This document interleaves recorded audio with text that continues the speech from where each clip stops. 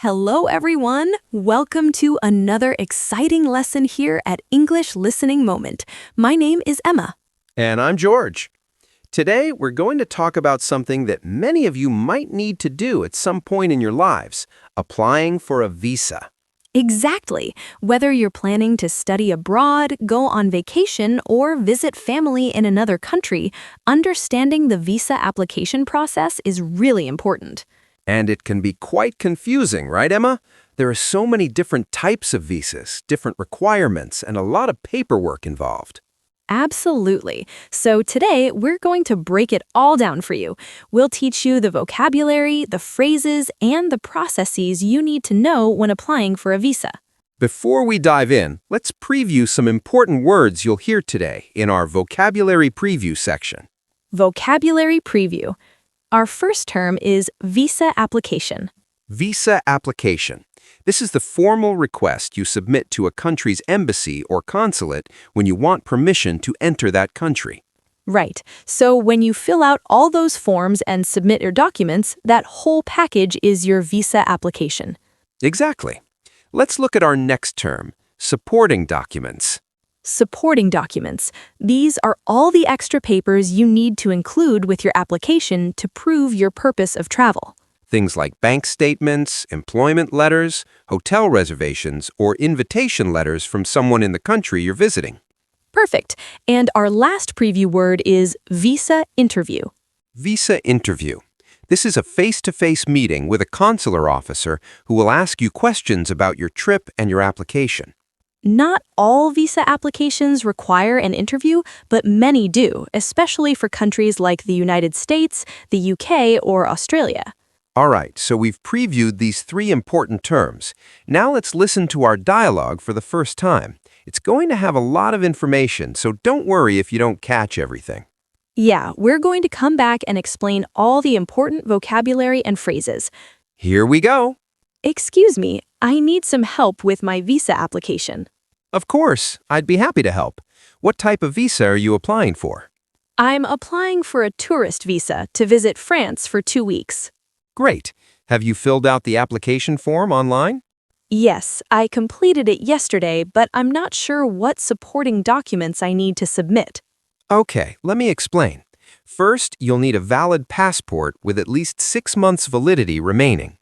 I checked, and my passport is valid until next year, so that should be fine. Perfect. Next, you'll need to provide proof of accommodation. Do you have hotel reservations? Yes, I've already booked my hotels for the entire trip. Excellent. Make sure to print out the confirmation emails. You'll also need proof of financial means. What does that mean exactly? You need to show that you have enough money to support yourself during your stay. Usually, this means bank statements from the last 3 months. Oh, I see. Should I get an official stamp from my bank? That would be ideal, yes. It makes the documents more credible. You'll also need a cover letter explaining the purpose of your visit. A cover letter? Like a formal letter? Yes, just a simple letter stating why you're going, how long you'll stay, and that you intend to return home after your trip. Got it. Anything else? You'll need travel insurance that covers medical expenses for the duration of your stay. And don't forget passport-sized photographs that meet their specific requirements. This is a lot. How long does the whole process usually take? Processing time varies, but typically it takes about 2 to 3 weeks, sometimes longer during peak travel seasons. And do I need to schedule a visa interview? Yes, after you submit your application online, you'll receive an appointment confirmation for your interview at the consulate. I'm a bit nervous about the interview. What kind of questions will they ask? They'll ask about the purpose of your trip, your ties to your home country, your employment status, and your travel history. Just be honest and confident. Okay, I can do that. Thank you so much for your help. You're welcome. Good luck with your application. Wow, that was quite detailed, wasn't it? It really was. There's so much to remember when you're applying for a visa. And before we continue, we want to remind all of you wonderful listeners, if you're enjoying this lesson and finding it helpful, please subscribe to our YouTube channel, English Listening Moment. Yes, hit that subscribe button and turn on notifications so you never miss our new lessons. We create content like this every week to help you improve your English. Your support really means the world to us, and it helps us continue making these helpful English lessons for you. Absolutely. Now, let's dive into some really important vocabulary from that dialogue in our language takeaway section. Language takeaway. Our first important phrase is valid passport. Valid passport. When we say valid, we mean the passport is current and hasn't expired yet. Right, so most countries require that your passport is valid for at least 6 months beyond your planned departure date. So even if your passport doesn't expire in 2 months, you might still need to renew it before you can apply for certain visas. Exactly. Let's look at our next term, proof of accommodation. Proof of accommodation. This is evidence showing where you'll be staying during your visit. It could be hotel reservations, a rental agreement if you're staying in an Airbnb, or an invitation letter if you're staying with friends or family. The key word here is proof. You need official documents, not just a verbal plan. Great point, Emma. Our next phrase is financial means. Financial means. This refers to your ability to pay for your trip and support yourself while you're abroad. Consular officers want to make sure you won't run out of money or become a burden on their country's social services. That's why they ask for bank statements, pay slips, or sponsorship letters. Exactly. Now, let's talk about cover letter. A cover letter in the context of visa applications is a formal letter that explains your travel plans and intentions. It's your chance to tell your story, why you want to visit, what you'll do there, and why you'll definitely return home. Some people underestimate the importance of the cover letter, but it can really strengthen your application. Absolutely. Make it clear, honest, and well organized. Our next term is processing time. Processing time. This is how long it takes for the embassy or consulate to review your application and make a decision. It varies widely depending on the country, the type of visa, and the time of year. Some visas can be processed in just a few days, while others might take several weeks or even months. That's why it's so important to apply well in advance of your planned travel date. Never book non-refundable flights before you have your visa approved. Great advice. Our last phrase for this section is ties to your home country. Ties to your home country. These are the connections you have that prove you'll return home after your visit. Things like a permanent job, property ownership, family members, or ongoing studies. Visa officers want to be confident that you're not planning to overstay your visa or immigrate illegally. So the stronger your ties to home, the better your chances of approval. Exactly. Okay, now let's listen to the dialogue one more time. Try to catch all the vocabulary we just discussed. All right, now let's look at some useful phrases you can use during a visa interview in our Putting It Together section. Putting it together. Our first phrase is, I intend to return. I intend to return. This is a very important phrase to use during your visa interview. It shows that you have no plans to stay illegally in the country. You might say something like, I intend to return to my home country after my 2-week vacation because I have a job and family waiting for me. Perfect example. Let's look at our next phrase.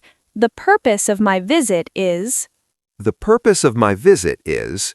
This is how you clearly state why you're going to the country. For example, the purpose of my visit is tourism, or the purpose of my visit is to attend a business conference.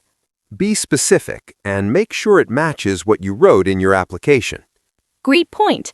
Our last phrase is, I have sufficient funds. I have sufficient funds. This means you have enough money for your trip. You might say, I have sufficient funds to cover all my expenses during my stay, as shown in my bank statements. This reassures the officer that you won't need to work illegally or ask for financial assistance. Exactly. Now, I want to share a personal story about my own visa application experience. Oh yes, Emma had quite an adventure with her visa application, didn't you? I certainly did. A few years ago, I applied for a student visa to study in the United States. I was so nervous about the interview. What happened? Well, I prepared for weeks. I organized all my documents in a folder, practiced answering questions, and even did mock interviews with friends. That sounds very thorough. It was, but on the day of my interview, I was still shaking with nerves. I arrived at the embassy 2 hours early. 2 hours? That's very early. I know, I just didn't want to risk being late. When my turn came, the consular officer was actually very friendly.